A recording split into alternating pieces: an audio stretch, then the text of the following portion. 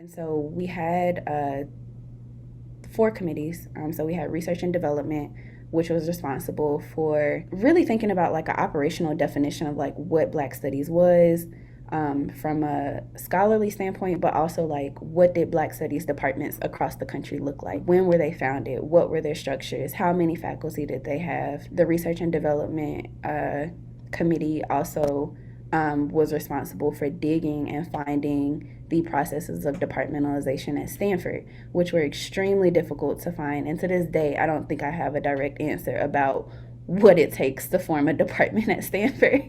And I'm sitting on the committee for departmentalization, but that information is not like just written out anywhere in stone. But they did piece together a lot of like the process for departmentalization, precedent for recent departments that have been developed at Stanford in like the past few decades. And so that was what the research and development team was doing, and also having like behind the scenes conversation with faculty who were either doing Black Studies work or doing work that was centering Black communities in some way, to think about their level of investment, right? So would they be willing to join a department in African American studies? This was what the research and development section of our action committee was doing.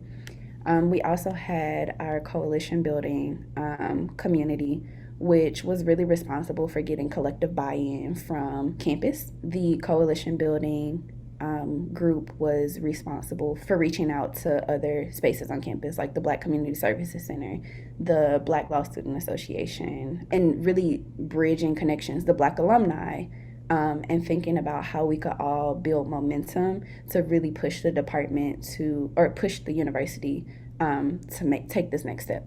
And so we developed the Black Student Town Halls during that academic year, which didn't previously exist, at least not in this form.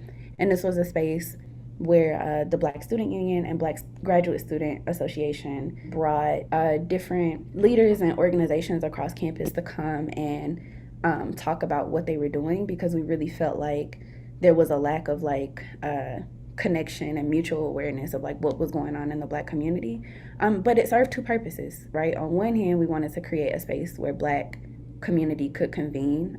So you might have the president of the National Black Alumni Association, you might have the president of another organization, but we also wanted to build a critical mass of support for AAAS departmentalization.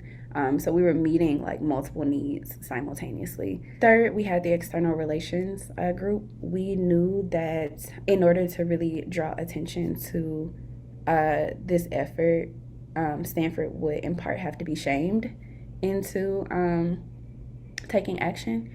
And so the External Relations Committee was responsible for reaching out to media outlets on campus and off campus. So we worked very closely with the Stanford Daily, thanks to Lio. And we also reached out to a number of other news outlets. And lastly, and probably most importantly, we had education and training. These folks on the Social Action Committee were responsible for our teach-ins.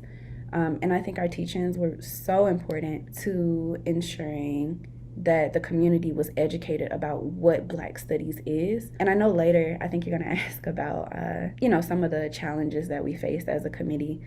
But I'll just speak briefly about this now. I think some of the definitional dilemmas around what Black Studies is and what a AAAS department should look like was, I wouldn't say a source of like contention, but I think there are different ideas, right? So a part of the reason why I think Stanford neglected to invest and value AAAS is because I think that a lot of people associate Black Studies with Black history.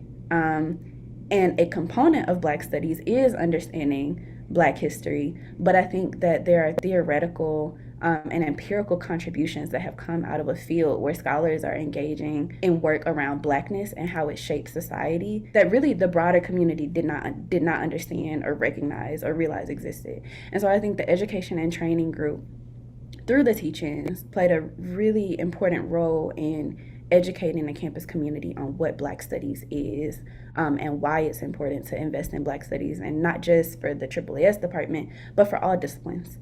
For sociology, for anthropology, for English and modern thought and literature, like how the intersections happen.